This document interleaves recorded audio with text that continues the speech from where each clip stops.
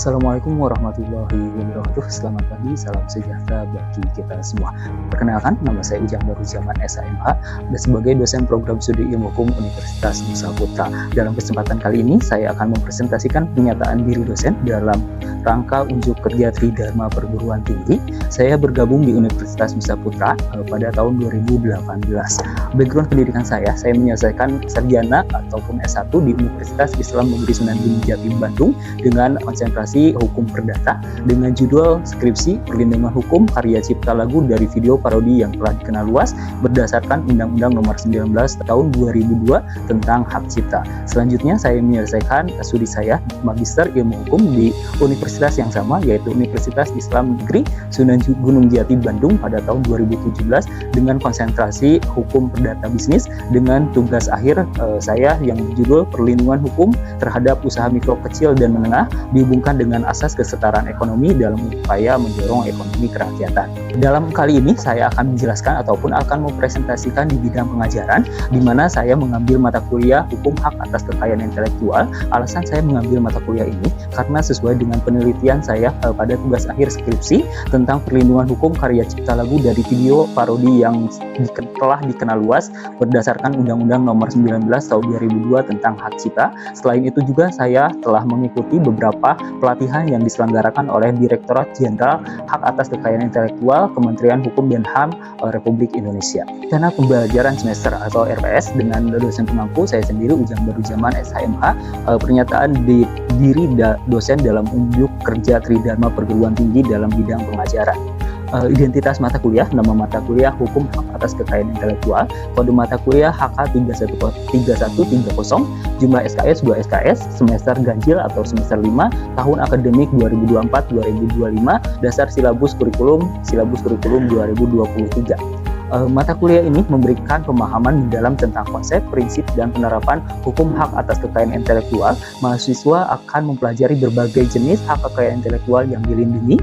Mata kuliah ini juga akan membahas perlindungan penegakan hukum terhadap pelanggaran hak atas kekayaan intelektual, baik di tingkat nasional ataupun di tingkat internasional. Dengan pemahaman yang mendalam ini, mahasiswa diharapkan mampu memahami pentingnya hak atas kekayaan intelektual, mengenai berbagai jenis hak atas kekayaan intelektual, dan mengetahui cara melindungi serta menegakkan hak tersebut sesuai dengan peraturan yang berlaku. Mata kuliah ini juga membekali mahasiswa dengan kemampuan analisis dan praktis mengenai isu-isu terkait dengan hak atas kekayaan intelektual dalam karir profesional mereka.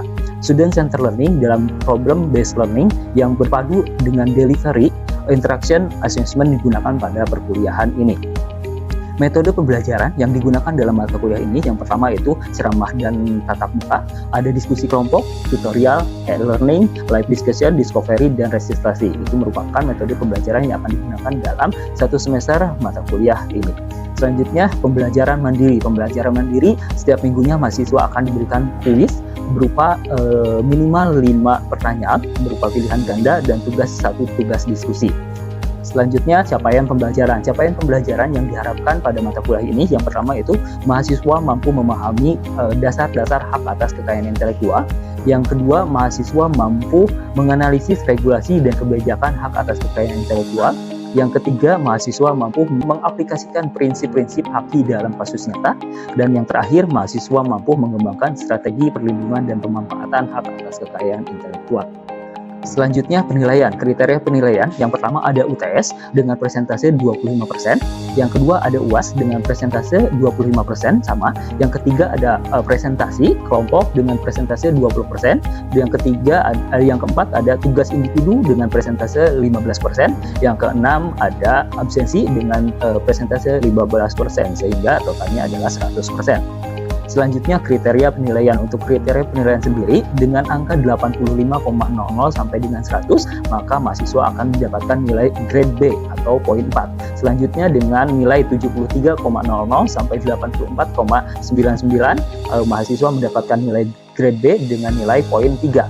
Yang ketiga, mahasiswa mendapatkan nilai 55,00 sampai 72,99, mahasiswa akan mendapatkan nilai grade C dengan total poin 2. Yang selanjutnya, mahasiswa mendapatkan nilai 45,00 sampai 54,99 dengan grade D, mahasiswa mendapatkan poin 1. Dan yang terakhir, mahasiswa mendapatkan 0 sampai 44,99 dengan grade A dan poin 0, dianggap mahasiswa tidak lulus pada mata kuliah hukum hak atas kekayaan intelektual ini. Untuk referensi yang digunakan dalam pembelajaran kuliah hukum hak atas kekayaan intelektual ini ada 7 referensi yang saya gunakan. Yang pertama itu ada buku Hukum Hak Atas Kekayaan Intelektual di Indonesia karya Sujana, dan yang selanjutnya yang kedua ada Hukum Hak Atas Kekayaan Intelektual Suatu Pengantar karya Yoyo Afriandi. Yang ketiga ada buku Aspek Hukum Hak Atas Kekayaan Intelektual atau Intellectual Property Right karya Dr. H. Ava Saidin. Yang selanjutnya ada buku A Textbook of Intellectual Property Rights, dan selanjutnya ada buku karya Srifan Sulu Intellectual Property Law A Dynamic Interface, dan selanjutnya ada buku yang saya karang sendiri. Yang pertama yaitu Melindungi Kreativitas Ide dan Inovasi Hukum Kekayaan Intelektual di Indonesia, dan yang terakhir ketujuh buku Ajar Hukum Hak Atas Kekayaan Intelektual. Itu merupakan referensi yang bersama-sama digunakan dalam proses pembelajaran selama 1 semester ke depan. Selanjutnya, materi yang akan kita bahas selama 1 semester ke depan ada 14 materi. Yang pertama itu sesi pengantar hukum kekayaan intelektual, di mana pada sesi tersebut kita akan membahas terkait dengan pengantar hukum hak atas kekayaan intelektual dan juga kontrak pembelajaran selama 1 semester ke depan. Selanjutnya sesi kedua yaitu tentang hak cipta, sesi ketiga tentang merek, sesi keempat tentang paten, sesi kelima tentang rahasia dagang, sesi keenam tentang desain industri, sesi ketujuh tentang desain tata letak sirkuit terpadu. Untuk sesi ke-8 kita akan melaksanakan ujian tengah semester, dan sesi ke-9 kita melanjutkan kembali ke materi perlindungan varietas tanaman. Sesi ke-10 kita akan membahas terkait dengan pengetahuan tradisional dan ekspresi budaya tradisional, di mana sesi ke-11 kita akan membahas terkait dengan indikasi geografis, dan sesi ke-12 kita akan membahas terkait dengan sumber daya genetik. Sesi ke-13 kita akan membahas terkait dengan hak cipta dalam era digital. Sesi ke-14 kita akan membahas terkait dengan komersialisasi hak atas kekayaan intelektual. Dan sesi ke-15 kita akan mereview perkuliahan dari sesi 1 sampai dengan sesi ke-14, sebelum kita di sesi ke-16 melanjutkan ujian akhir semester. Itu merupakan rencana pembelajaran pada mata kuliah hak atas kekayaan intelektual. Untuk selanjutnya yaitu di bidang penelitian. Di bidang penelitian sendiri saya telah melakukan berbagai penelitian di bidang hukum hak atas kekayaan intelektual. Yang pertama adalah jurnal terkait dengan Empowering Micro Small Medium Enterprise atau MSME, Unraveling the Essence of the Business Law and Brand Protection in Indonesia, yang dipublish di Jurnal Hukum Bisnis Bonum Komune pada Sinta 4. Selanjutnya, penelitian yang kedua, The Legal Framework and Taxation of Non-Fungible Tokens, yang dipublish di Jurnal Hukum Bisnis Bonum Komune Sinta 4. Dan yang ketiga adalah Intellectual Property Rights in the Growth of Micro, Small, Medium Enterprise Ecosystem in Indonesia, dipublish di Ilomata International Journal Social of Science Sinta 3. Selanjutnya, selain menghasilkan jurnal juga, saya telah menghasilkan 2 buah karya buku di bidang hukum hak atas kekayaan intelektual. Yang pertama yaitu buku referensi yang berjudul Melindungi Kreativitas, Ide dan Inovasi Hukum Kekayaan Intelektual di Indonesia, yang diterbitkan di Sansara Book Publisher pada tahun 2023. Selanjutnya ada buku Ajar Hukum Hak Atas Kekayaan Intelektual yang diterbitkan di Sansara Book Publisher pada tahun 2024. Selanjutnya itu pengabdian. Dalam pengabdian sendiri saya telah menjadi pembicara di beberapa penyuluhan hukum ataupun seminar secara online. Yang pertama yaitu menjadi pembicara pada online course tentang pemahaman tentang hak atas haki dan pentingnya perlindungan haki yang diselenggarakan oleh Lembaga Istatsub Institute pada tahun 2023. Yang kedua menjadi pembicara pada online course bertemakan Legitimate Your Business and Paper, pelatihan dasar haki untuk bisnis dan riset Anda, yang diselenggarakan oleh Istatsub Institute pada tahun 2024. Yang ketiga menjadi pembicara pada online course tentang dasar-dasar dan registrasi hak kekayaan intelektual yang diselenggarakan kembali oleh Istatsub Institute. Dan yang keempat menjadi pembicara dalam kegiatan Tuesday in Law dengan tema Artificial Intelligence atau AI and Law, bagaimana melindungi inovasi digital, yang dilaksanakan oleh Universitas Nusa Putra pada tahun 2024. Selanjutnya di bidang penunjang, saya juga menjadi sekretaris program studi hukum pada tahun 2022 sampai dengan pada tahun 2023. Selanjutnya menjadi presiden atau general chair pada kegiatan International Conference on Law, Public Policy and Human Rights atau ICLAP pada tahun 2023. Dan yang terakhir aktif menjadi anggota Asosiasi Pengajar Hukum Keperdataan atau APHK yang tergabung mulai tahun 2022 sampai dengan saat ini. Demikianlah yang saya dapat sampaikan dalam pernyataan diri dosen dalam unjuk kerja Tridharma Perguruan Tinggi. Terima kasih atas perhatiannya. Sampai jumpa. Assalamualaikum warahmatullahi wabarakatuh. Selamat pagi, salam sejahtera bagi kita semua. Selamat datang kembali kepada rekan-rekan HK22A yang telah hadir di acara perkuliahan Hukum Hak Atas Kekayaan Intelektual, di mana hari ini kita akan membahas terkait dengan merek. Pada hari ini adalah pertemuan ketiga ya rekan-rekan terkait dengan mata kuliah Hukum Hak Atas Kekayaan Intelektual ini. Di sini, namun sebelumnya gimana rekan-rekan hari ini keadaannya? Sudah sehat semua? Ada yang belum hadir ya hari ini, siapa? Sipa belum hadir. Kalau oke. Sipa udah hadir, silakan Sipa. Selanjutnya Gunawan kemana? Gunawan sakit. Oke, Gunawan sakit. Baik, silakan Sipa duduk. Gunawan sakit ya, semoga Gunawan diberikan kesehatan dan bisa kembali lagi bergabung sama kita di acara perkuliahan Hukum Hak Atas Kekayaan Intelektual ini. Hari ini kita menginjak pertemuan ketiga ya rekan-rekan, di mana pertemuan ketiga ini kita akan membahas terkait dengan merek, dengan brand. Mungkin rekan-rekan sudah ada sedikit banyak tahu apa itu merek, apa itu brand, bagaimana merek ini menjadi perlu dilindungi ataupun menjadi salah satu jenis kekayaan intelektual yang dilindungi di Indonesia. Namun sebelumnya identitas mata kuliah Hukum Hak Atas Kekayaan Intelektual, di mana kode mata kuliahnya HK 31030, jumlah SKS 2 SKS pada semester ganjil atau semester 5 tahun ajaran 2024-2025. Nama dosen pengampu saya sendiri Ujang Baruzaman SAMH, dan dasar silabus kurikulum silabus 2023. Di sini ada posisi materi CLO dan PO-nya ada di yang pertama, yaitu mahasiswa mampu memahami dasar-dasar hak atas kekayaan intelektual.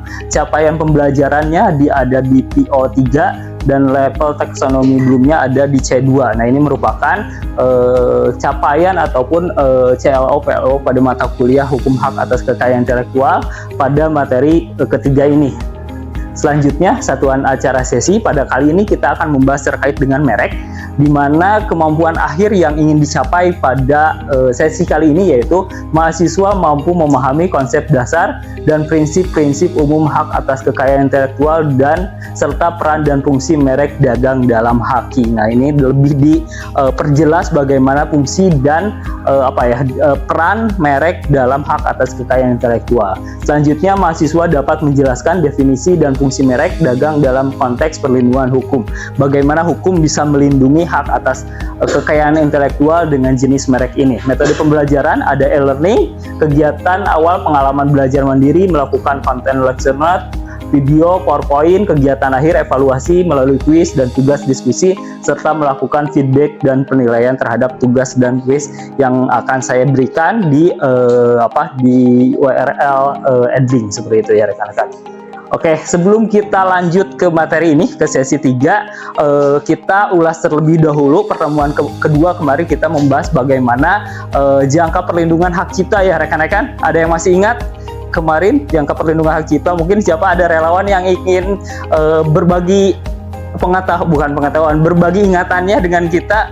Saya yakin rekan-rekan mungkin masih pada ingat ya, kemarin kita ngebahas terkait dengan hak cipta, tapi ada relawan mungkin satu orang, siapa di sini? Oke, saudara Julpa ya, Julpa. Untuk sesi kemarin membahas tentang jangka waktu perlindungan hak cipta, di mana hak cipta ini termasuk hak eksklusif, yang mana hak eksklusif itu adalah hak yang diperuntukkan bagi pencipta, sehingga tidak ada pihak lain yang dapat memanfaatkan hak tersebut, sehingga pihak lain tidak bisa memanfaatkan hak tersebut tanpa izin penciptanya. Jangka waktu dari perlindungan hak cipta ini dibagi menjadi 3. Pertama, ada untuk ciptaan karya seperti buku, foto dan sebagainya, itu ada 70 tahun, adalah seumur hidup sampai 70 tahun setelah pencipta meninggal. Yang kedua, ada karya cipta seperti fotografi dan sinematografi, itu berlaku 25 tahun sejak diumumkan. Dan yang ketiga ada karya seni terapan, yang mana karya seni terapan ini berlaku 25 tahun sejak pengumuman karya cipta tersebut. Dan perlindungan untuk hak cipta ini dan untuk jangka waktu perlindungan hak cipta ini diatur dalam pasal 57 sampai pasal 63 Undang-Undang Nomor 28 Tahun 2014 tentang hak cipta. Baik, itu dia. Terima kasih Saudara Zulfa yang telah mengingatkan kembali kita terkait dengan pertemuan ketiga kemarin yang membahas terkait dengan jangka waktu perlindungan hak cipta. Benar sekali, tadi jangka waktu perlindungan hak cipta dibagi menjadi 3 kategori dan diatur dalam pasal 57 sampai dengan 63 Undang-Undang tentang hak cipta tahun 2014, seperti itu ya. Jadi sekarang kita lanjut rekan-rekan terkait membahas terkait dengan brand atau merek. Ada yang tahu sebelumnya brand atau merek? Apa? Tanda untuk produk, untuk membedakan satu produk yang satu dengan produk yang lainnya ataupun jasa yang satu dengan jasa yang lainnya.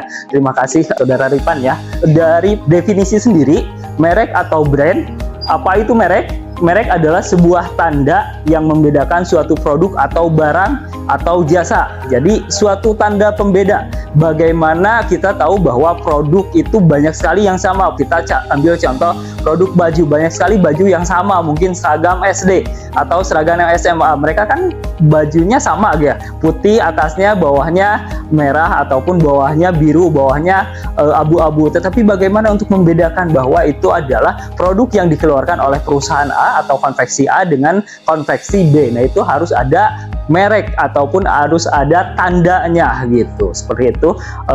Dan juga merek bisa berupa ada yang kata saja, ada logo, ada merek suara, ada bentuk 3 dimensi ataupun hologram. Nah, itu mungkin jenis-jenis mereknya seperti itu. Merek kata, banyak sekali merek-merek yang memang sering kita jumpai. Merek logo tanpa ada katanya, hanya logonya saja gitu ya.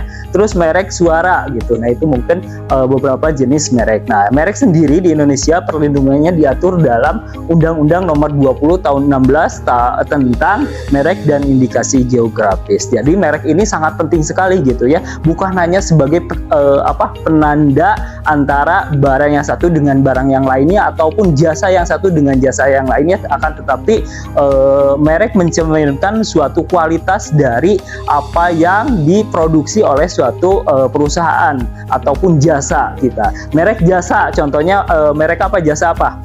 Rekan-rekan ada yang tahu jasa? Laundry, merek jasa laundry. Bagaimana laundry yang satu dengan laundry yang lain, jasa yang diberikannya seperti itu. Ataupun jasa sekarang ojek online. Nah, banyak sekali ya rekan-rekan ojek online seperti apa, Grab, Gojek, terus juga Maxim, InDrive dan lain sebagainya. Bagaimana merek-merek tersebut menawarkan jasa yang sama akan tetapi mempunyai perbedaannya. Mungkin di sini ada anak Grab. Ada anak Grab di sini yang pasti apapun pakai Grab. Biasa mahasiswa pakai apa, rekan-rekan? Grab sama Maxim ya. Atau InDrive, Sukabumi ada InDrive yang lebih murah mungkin. Nah, itu membedakannya apa? Mungkin kualitas layanan yang diberikan dari masing-masing merek tersebut, seperti itu ya. Oke, selanjutnya tadi ada merek dagang. Apa sih merek dagang? Merek dagang adalah merek yang digunakan pada barang yang diperdagangkan oleh seseorang atau beberapa orang secara bersama-sama atau badan hukum untuk membedakan dengan barang-barang sejenisnya. Nah, ini merek dagang ini tanda yang digunakan untuk membedakan barang yang satu dengan barang yang lainnya. Salah satu contohnya mungkin McD, merek dagang ayam ayam goreng ya. Ayam goreng di Indonesia banyak sekali yang menjual ayam goreng dari pelosok, ayam goreng fried chicken yang tanpa nama dengan ayam goreng yang ada di restoran-restoran atau di mal-mal. Itu kan mereka menjualnya ayam goreng. Tetapi bagaimana ayam goreng yang dikeluarkan oleh McD dengan ayam goreng apa? Contohnya Lajato, terus juga The Top dan lain sebagainya, itu bisa bersaing. Sama-sama ayam goreng, akan tetapi bedanya apa? Bumbunya mungkin gitu. Kenapa punya rasa ciri khas, atau ada yang punya sambal ciri khas itu biasa Ricis ya, Ricis. Nah, itu kan dia punya sambal ciri khasnya yang memang tidak dipunyai oleh ayam goreng lainnya. Bagaimana? Nah, itu untuk membedakan. Ketika kita memakan ayam goreng Ricis, kita sudah bisa membedakan, oh ini ayam gorengnya Ricis, tanpa kita melihat brandnya gitu, melihat bungkus dari ayam goreng tersebut. Berarti brand Ricis sudah sudah bisa mengenalkan brand mereknya dengan baik kepada kita para konsumen seperti itu ya. Jadi ini untuk brand itu. Atau dalam teknologi, contohnya apa? Contohnya teknologi HP, laptop gitu, ada yang Mi Fans di sini, Mi Fans sebutan untuk para pencinta Xiaomi. Di sini biasanya ada Mi Fans mungkin dari mulai jam tangan, smartwatch, terus juga dari apa? Dari laptopnya, dari HP-nya, semuanya harus Xiaomi gitu. Ketika Xiaomi mengeluarkan mengeluarkan produk baru harus beli gitu. Nah, itu disebut Mi Fans. Atau juga yang Apple.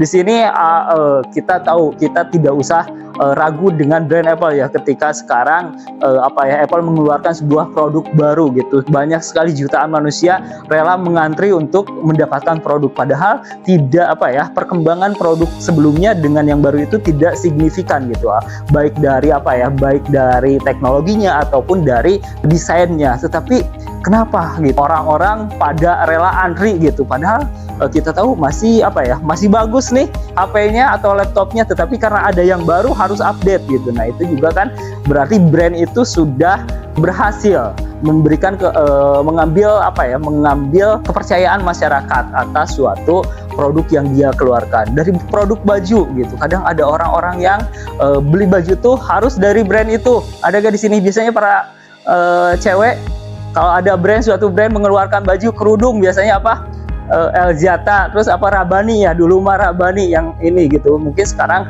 karena semakin banyak produk atau brand yang yang bermunculan gitu, daya saingnya kurang gitu. Tapi dulu itu kan ibu-ibu atau wanita beli brand itu dari Rabani gitu, satu set gitu ya. Nah, itu juga kan kita tidak usah tidak usah memikirkan kualitas ketika kita membeli barang dari produk itu. Contohnya dari Rabani, kita tidak perlu mengukur lagi mungkin apakah cukup atau tidak perlu melihat jahitannya bagus atau tidak, karena kita sudah percaya kalau brand atau barang yang dikeluarkan oleh brand Rabani itu pasti bagus, seperti itu ya. Jadi untuk membedakan. Selanjutnya merek jasa. Merek jasa adalah merek yang digunakan pada jasa yang diperdagangkan oleh seseorang atau beberapa orang secara bersama-sama atau badan hukum untuk membedakan antara jasa yang satu dengan jasa yang lainnya. Nah, ini merek jasa. Contohnya apa tadi? Jasa pengiriman kilat. Ada dulu gitu ketika Covid, semua orang berlomba-lomba belanjanya melalui online shop, melalui Shopee, Tokopedia, Lazada, apalagi Blibli, dan banyak sekali gitu kan. Semua orang kadang itu mengincar gratis ongkir gitu kan, yang ditawarkan oleh pihak jasanya gitu. Nah, itu ongkos kirim, biaya itu bagaimana sekarang, Tiki, terus juga contohnya Si Cepat, ada apa lagi, JNE, JNT dan lain sebagainya, memberikan pelayanan yang benar-benar maksimal gitu. Si Cepat gitu ya, paling cepat. Apakah benar Si Cepat itu paling cepat? Kadang ya tidak gitu kan, lebih cepat oleh sekarang ada yang paling baru, Ninja ada, wah itu Ninja ya, Ninja Express gitu ya, kekuatan ninja. Nah, itu dengan slogan masing-masing seperti itu ya. Jadi bagaimana produk ataupun jasa-jasa yang mereka berikan itu berlomba-lomba untuk memberikan pelayanan yang maksimal kepada para konsumen seperti itu.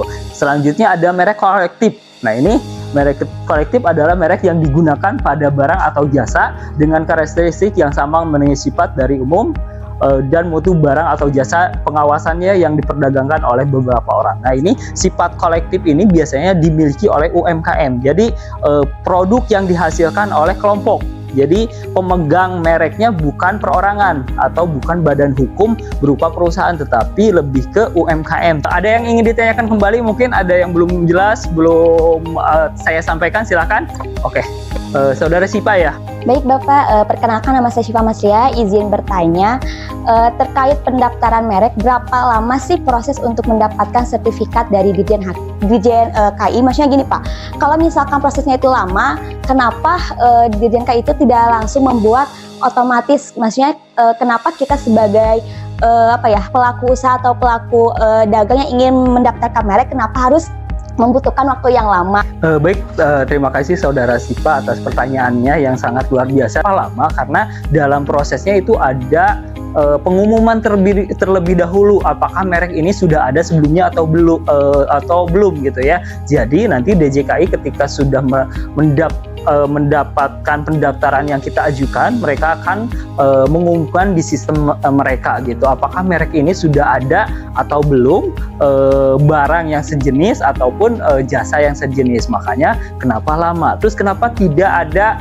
sistem otomatis ya kayak hak cipta. Kalau hak cipta itu kemarin pendaftaran hanya untuk mendaftarkan sertifikatnya saja. Ketika kita mendaftarkan jenis hak cipta, contohnya buku, maka dalam jangka waktu 5 menit ketika kita sudah bayar, maka sertifikatnya langsung keluar, kayak itu bersifat otomatis. Tapi kalau merek itu tidak bisa, karena memang DJKI harus benar-benar melihat apakah merek ini sesuai dengan kaidah undang-undang ataupun tidak.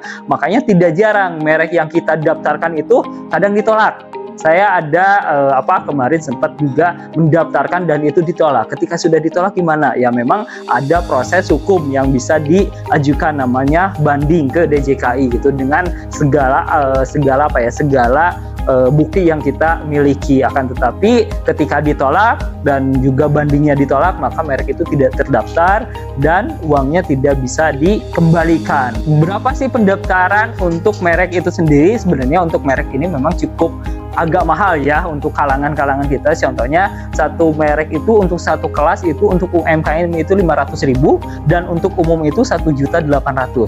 Jadi rekan-rekan tugasnya tadi analisis putusan pengadilan niaga ya terkait dengan kasus FX Glow sama MS Glow. Jadi rekan-rekan silakan untuk mengerjakan tugas ini selama 1 minggu dan jangan lupa untuk rekan-rekan membaca kembali materi, mempelajari secara mandiri materi yang telah saya upload di Edlink di sini, di sistem Edlink ya rekan-rekan. Seperti biasa di sini bisa mengakses materi kapanpun. Materi ketiga ini tentang merek sudah saya upload di sana, dan jadi di sini juga ada lecture note, ada PowerPoint, ada tugas. Nah, tugas ini disubmit, tugas yang saya berikan pada hari ini di kelas, yaitu terkait dengan analisis putusan atas kasus MS Glow sama PS Glow. Dan yang keempat adanya kuis, yaitu kuis ada 5 soal, itu pilihan ganda. Nah, ini merupakan salah satu instrumen penilaian dari mata kuliah hak atas kekayaan intelektual ini. Tugas tersebut menjadi instrumen salah satu penilaian pada mata kuliah hak atas kekayaan intelektual ini. Jadi kita telah sepakati ya di awal perkuliahan bahwa untuk mata kuliah ini instrumennya yang pertama itu ada UTS 25%, ada UAS 25%, ada juga tugas individu 15%, ada tugas kelompok atau presentasi 20%, dan ada kehadiran 15%, yang jadi nanti ditotalkan ada 100% seperti itu. Nah, oke, selanjutnya sebelum kita akhiri, saya akan absen dulu untuk sesi kali ini di mata kuliah Hukum Hak Atas Kekayaan Intelektual. Oke, di sini Neng Yunita, Siti Ulpah, Ripan, Oktaviansyah hadir, Sundari, Gunawan, tadi sakit ya, Sipa tadi hadir. Sipa kenapa tadi terlambat Sipa? Oke, di jalan macet. Neneng Salama. Oke, terus juga ada Rismawati, ada Ai Fitri, ada Rizka. Kenapa Rizka sakit di belakang? Oh, Rizka gak sakit. Oke, takutnya Rizka sakit ya. Nur Jamila, sama Julfa, Julfatul Amelia. Ada yang belum terabsen? Udah semua ya. Oke, tadi yang nggak hadir berarti Gunawan yang lagi sakit, mudah-mudahan diberikan kesehatan dan bisa berkumpul kembali di mata kuliah hak atas kekayaan intelektual di minggu depan gitu, seperti itu ya. Terima kasih rekan-rekan atas kehadirannya. Mudah-mudahan ada ilmu yang bermanfaat yang bisa kita ambil dan praktekkan di kehidupan nyata kita. Sehat-sehat semuanya, jaga kesehatan, dan jangan lupa untuk tetap mengerjakan tugas dan kuisnya dan dikumpulkan di aplikasi Edlink. Sekali lagi, mohon maaf apabila ada kata-kata yang kurang berkenan. Wabillahi taufiq wal hidayah. Assalamualaikum warahmatullahi wabarakatuh. Waalaikumsalam warahmatullahi wabarakatuh.